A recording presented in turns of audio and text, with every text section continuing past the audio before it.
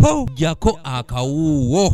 Ate bw'oba oyagala okufuna ssente ne bw'obeera musuubuzi ne bw'obeera mulimi sente sizosooka okulowoozaako. Mu kuggulawo oluwalo olusookedde ddala mu mwaka guno obukadde 6 bwe bukuŋŋaanyiziddwa okuva mu ggombolola ezivudde mu Busiro, Kabula, Kyaggwe wamu ne Kyaddondo.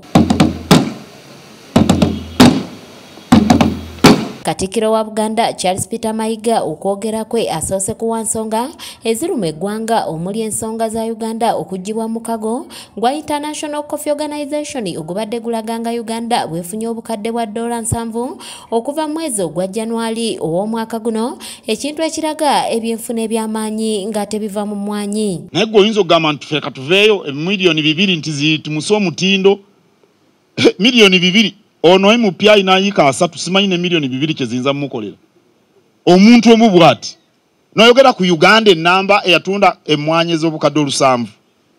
Tuyina emiganyulo mingi mu kusigala mu International Coffee Organization era bwe tunaavaamu tujja kufiirwa. Katikkiro Mayiga akikkaatirizanga abantu bwe batayina kuva ku kulima mwanyi kubanga emikago gyombi tegiraze bulambulukufu ku nsonga z'okuvaamu bw'otunuulira ekirime kino eky'emmwanyi kibadde kyongera kututumuka wamu n'okubawa ensimbi. Tube n'abalimisa abatuuka ku balimi n'okubawa amagezi ag'ekikugu.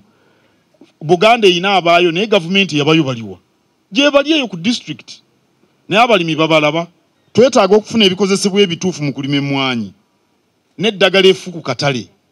Lwaki ebyo si bye bafubako? Mukuumaddamula yeebazizza abaami ba Kabaka olw'omulimu gwe bakola okunga abantu okutuukiriza oluwalo ate nga bwe balagira okukola ekintu ekiwa ekifaananyi ekirungi eri Buganda kasita omuntu abanga akola ebisitula ensi ye. Omutongole ow'omuluka totya kukola bitono. Kyoba otya butakolera ddala bw'ona olinda ebinene tojja kubaako kyokola era obeera mu kweraliikirira. Mwe mubuuza abaali bakoze ku ssente banaababuulira. Obukadde 6 bwakakeera oli n'azireeta mu enkalu n'azikwasa. Minisita wa gavumenti ez'ebitundu Joseph Kawuki yeebazizza abaami ba Kabaka olw'ensimbi obukadde 6 ezaakuŋŋaanyizibwa omwaka oguwedde era n'asoma abaweereddwa ebirabo okulaba nga tebaddiriza. Wano mu masekkati ngenda bagambye wano mu Kyaddondo yasinze yabadde masekkati ne siringi 273 zokka naye nga yavuganyizza ku mutendera gwa Buganda.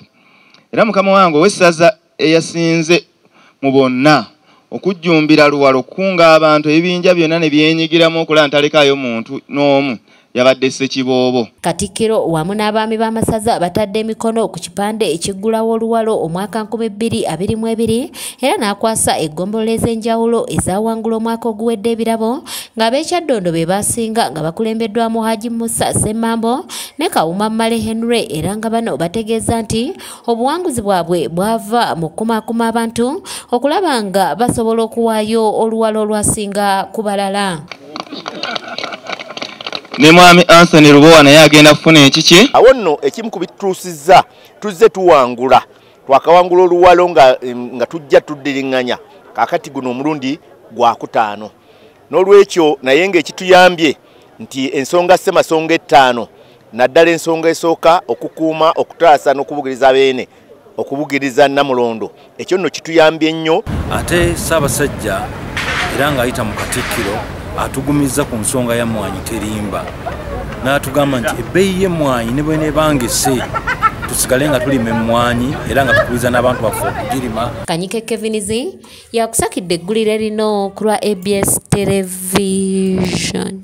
Era omuntu ssekinnoomu tayinza kufuna kitiibwa okuggyako ng'alina omulimu gw'akola kulima kulunda.